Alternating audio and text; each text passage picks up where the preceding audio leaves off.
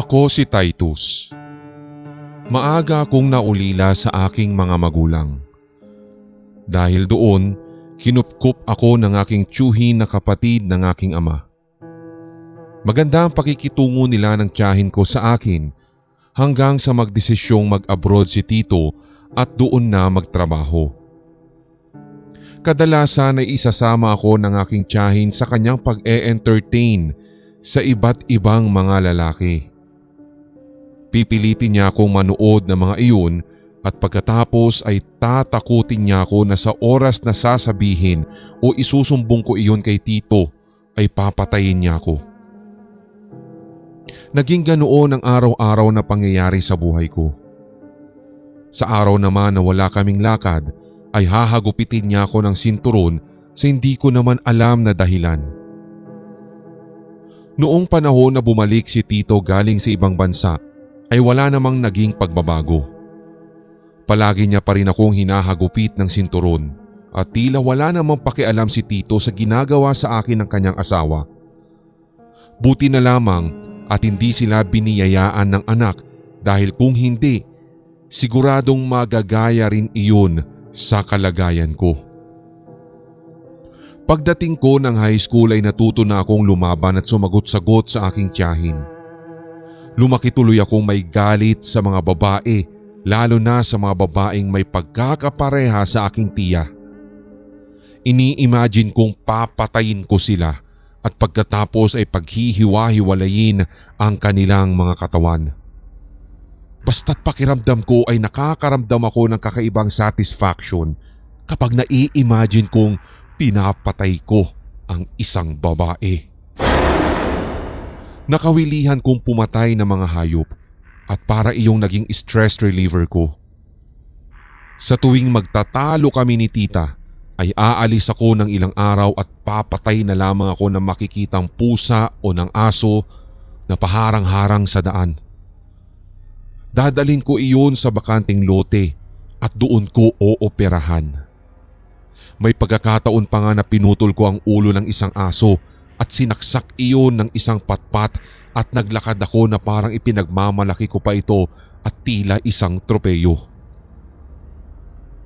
Nalaman iyon ng aking tita at pinaalis ako ng bahay at doon muna pinapunta kina lola.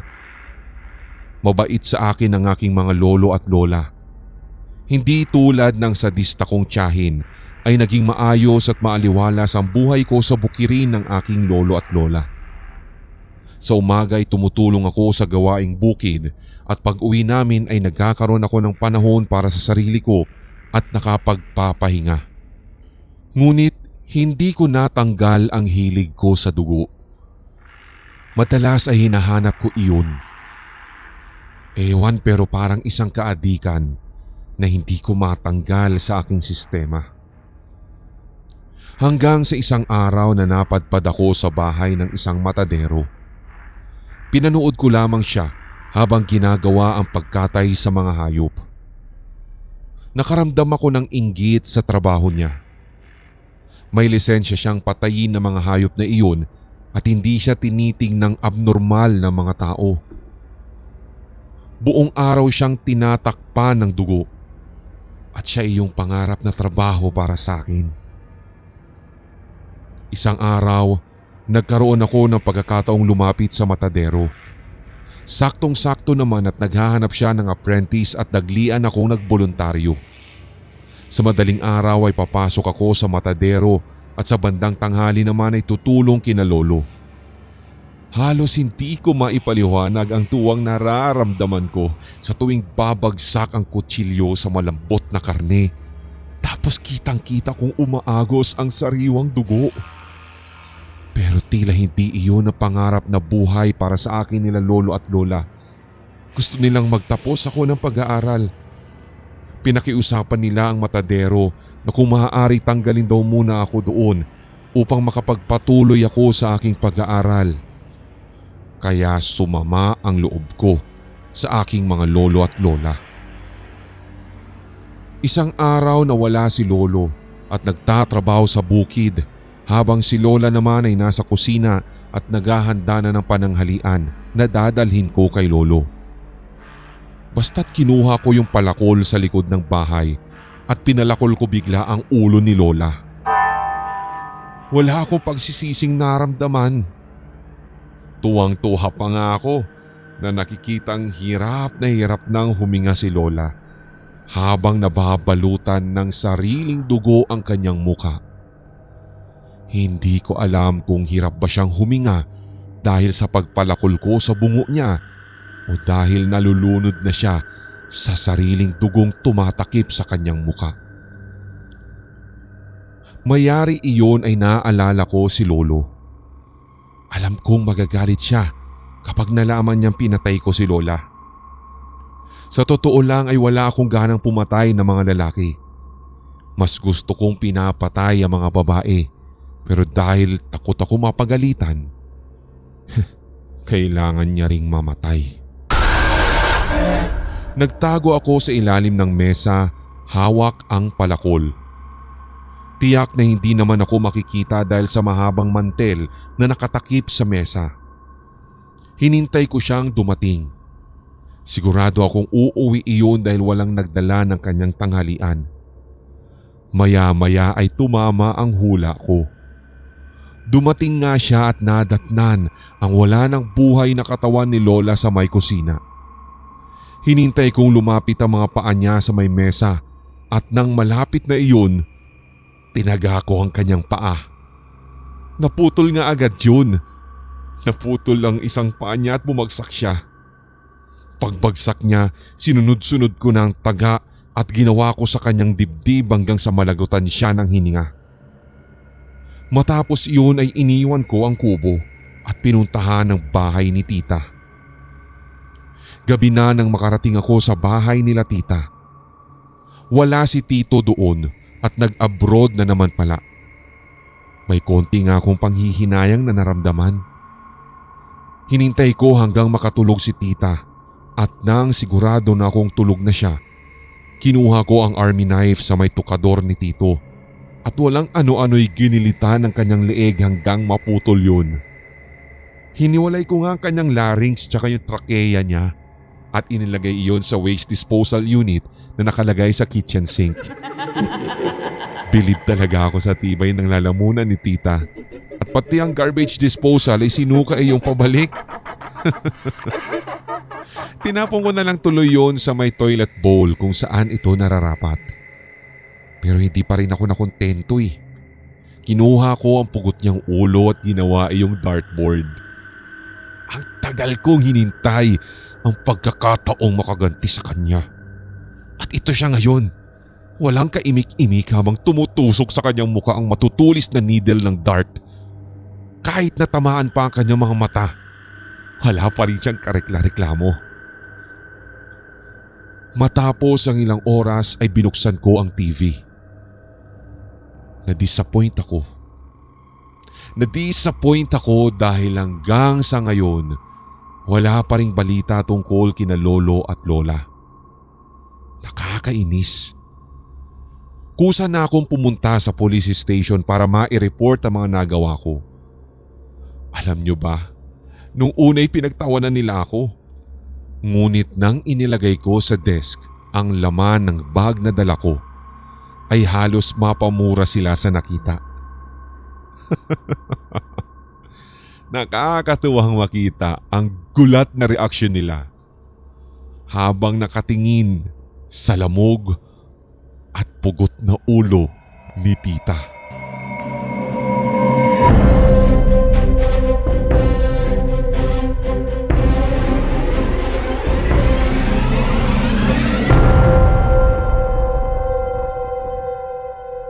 Iwanan muna kita dito ha.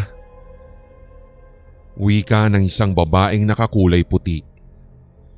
Matapos iyon ay tinalikuran na siya nito upang lapitan pa nito ang isa pang babae na nasa malapit lamang.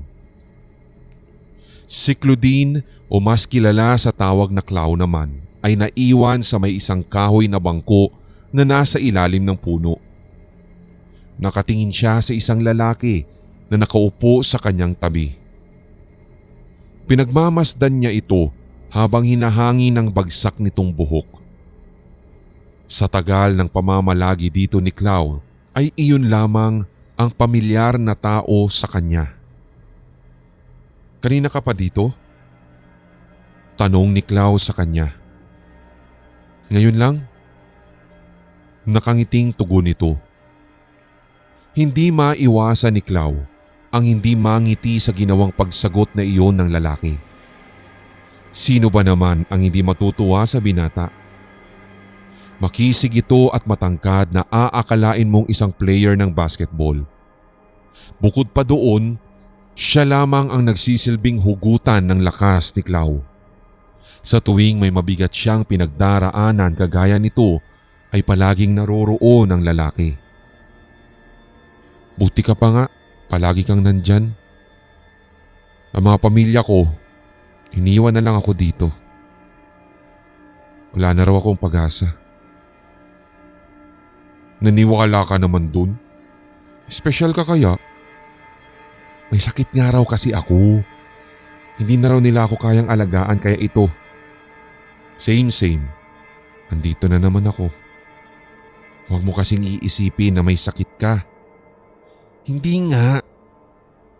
Pakiramdam ko nga wala naman talaga akong sakit." "Eh di good." Sabay tapik ng kausap nito sa balikat. Ikinakilig naman iyon ni Clau. Hindi niya alam kung bakit ganito kabait ang lalaking ito sa kanya. Kung magtatapat nga lang ito ng pag-ibig sa kanya ay agad niya itong sasagutin. Hindi na siya magdadalawang isip pa dahil matagal na naman itong umaali-aligid sa kanya. Nahihiya nga lamang si Clau na maunang tanungin ng lalaki tungkol sa kung ano ba ang pinakapakay nito sa kanya.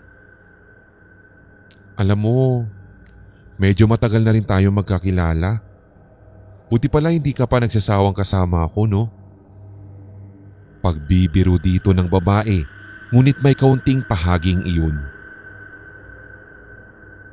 "Kasi nga masaya kang kasama." Parang kinukuryente ang bawat kasulok-sulukang parte ng katawan ni Clau sa mga salitang binibitawan ng lalaking iyon. Hinampas niya ito ng mahina na kunwari naiinis, sabay hinawi pa ang kanyang buhok papunta sa likod ng kanyang tenga. "Nakakainis ka talaga." Ani Clau sa kausap na animoy nagpipigil ng kilig. "Bakit naman? Sa totoo ngang masaya kang kasama eh." "Oo na nga." At sandaling tumalikod si Clau para ikubli ang kanyang pagngiti. "Palagi ka na lang nandito.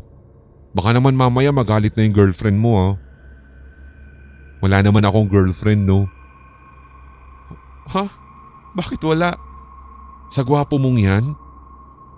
"Naku, kung wala akong sakit, baka ako na yung manliligaw sa'yo." Sabay tawa ng malakas ni Clau at hindi niya inakalang masasabi niya iyon ng diretsahan sa lalaking ngayoy kausap at katabi. "Oh, akala ko ba sabi mo pakiramdam mo wala kang sakit?" Pagpansin ng lalaki doon na tila tinutokso na rin si Clau. "Wala nga." Maikling sagot nito. "So, niligawan mo na ako?" Tinulak ni Clau ang kausap sa pambibirong ginagawa sa kanya. Kahit naman halatang gusto niya ang lalaki ay hindi naman ito ang tipo na manliligaw sa lalaki. Hihintayin pa rin niyang siya ang suyuin ng lalaking ito. "Nakakainis ka talaga." "Naku ha, huwag kang ganyan. Nagiging presko ka na ha." At muling tumalikod si Clau sa binata na kunwari ay nagtatampo. "Biro lang to naman." Sabay kalabit nito kay Clau, ngunit hanggang galaw lamang ng balikat ang sinusukli ni Clau na parang nagsasabing tigilan siya nito. "Sorry na. So ako naman talaga magtatanong kung pwedeng manligaw eh. Kaya lang baka may boyfriend ka na." "Wala akong boyfriend." Nais ipahiwatig ni Clau na naaasar siya sa lalaki, ngunit iba ang sinasabi ng mga ngiting unti-unting sumisilip sa kanyang mga labi. "So, Pwede akong manligaw? Seryoso ka ba dyan? At hindi makatingin ng diretso si Clau sa kausap. Nilalaro niya ang kanyang daliri para mailigaw ang kanyang paningin. Sagot naman ng lalaki, oo naman. E di sige, di pwede, kakainis to. Sabay takip ng bibig ni Clau gamit ang kanyang dalawang kamay para pigilan ang tawa na dulot ng sobrang kilig. Matagal na kasi kitang mahal. Ikaw ba? At tumingin ito kay Clau na pasulyap-sulyap lamang ang ginagawa sa kanya. Halata ko rin naman na mahal mo rin ako eh. Tumayo si Clau sa kanyang kinauupuan at nagpapadyak pa ng paa. Hinalukip-kip niya ang kanyang kamay at muling humarap sa binata. Nakakainis ka talaga. Manligaw ka kaya muna. At lumapit ang binata sa kanya at niyakap siya ng mahigpit. Napapikit si Clau sa kanyang nadarama. Ang tagal na nang huli niyang naramdaman na may isang taong handang promotekta sa kanya. Kailangan pa bang manligaw? Mahal kita. Mahal mo ko. E di ibig sabihin nun, e di tayo na. Parang ang bilis naman kasi. Baka mamaya niyan magalit yung mga magulang natin. May halong pag-aalalang sabi ni Clau. Nasa tamang edad naman na tayong pareho no? Hindi na rin naman natin kailangan ng basbas nila. Pwede na tayong umalis dito at magsama. Total wala ka naman na talagang sakit eh. Habang nag-uusap silang dalawa ay lumapit muli ang babaeng nakaputi sa kanya. Paalala nito kay Clau. Halika na, mabalik na po tayo sa kwarto. At hinawakan nito ang kamay ni Clau at inakbayan. Mamaya na lang po kasi may kausap pa ako eh. Pakiusap ni Clau. Ngunit nanatiling bingi sa pakiusap ni Clau ang babaeng nakaputi. Halos pinersa na nga itong ilayo si Clau sa lugar na iyon, maibalik lamang sa kwartong pinagpapahingahan ng dalaga. Pagpasok sa loob ng kwarto ay inalalayan nitong makahiga si Clau. Inayos nito ang una ng dalaga saka kinumutan ng isang manipis na kumot. Matapos niyang gawin iyon ay lumabas na ng kwarto ang babaeng nakaputi. Paglabas ng babae ay sinalubong pa ito ng isa pang babaeng nakauniporme. Kanina pa pala ito nakasunod sa dalawa at pinagmamasda ng bawat kinikilos ni Clau. Tanong nito sa babaeng umalalay kay Clau, "Kumusta naman na yung pasyente mo?" "Ayun, okay naman. Ayaw pa nga niya pumasok kanina dahil may kausap pa raw ata siya eh. Wala naman ako nakikita dun." "Naku, mag-iingat ka dyan. Nung ako ang nurse na humahawak dyan, bigla na lang akong sinakal niyan. Inutusan daw siyang sakalin ako nung isang lalaki na kausap niya." Humugot ito ng malalim na hininga na parang aburido sa tuwing maaalala ang araw na iyon. Sabay dugtong ng, "Alam mo, kung hindi ko nga lang kailangan ng experience sa pagna-nurse, di matagal ko nang iniwanan tong mental hospital na to. Babaliw din talaga ako dito eh." Sa loob naman, tahimik nang nakahiga si Clau. Maya-maya pa ay napansin niyang may nakaupo sa kanyang kama at ito'y walang iba kundi ang lalaking kausap niya kanina. Nagulat pa nga si Clau at tinanong ang binata ng, "Oh, paano ka nakapasok dito?" "Hindi na mahalaga yun." At umusog ang lalaki papalapit kay Clau. "Alam mo, palagi na lang tayong pinaghihiwalay ng babaeng yun. Siguro dapat mawala na siya sa landas natin. Pansin ko nga rin yan eh. Siguro inutusan siya nila mama na paghiwalayin tayo. So papayag ka? Ano sila? Baliw? Hindi ano? Mamayang gabi, kapag pinainom ka na niya ng gamot, kailangan mo siyang patayin. At pagkatapos mo siyang mapatay, aalis na tayo sa lugar na ito at tuluyan na tayo magsasama. Bulong ng lalaki kay Clau. Isang tango lamang ang isinukli ni Clau habang tumatawa ng malakas. Sa wakas ay makakasama na niya ng habang buhay ang lalaking ito. Mamayang gabi ay sisiguraduhin niyang wawakasan niya ang buhay ng babaeng iyon at tatakas sila papalayo sa lugar na ito.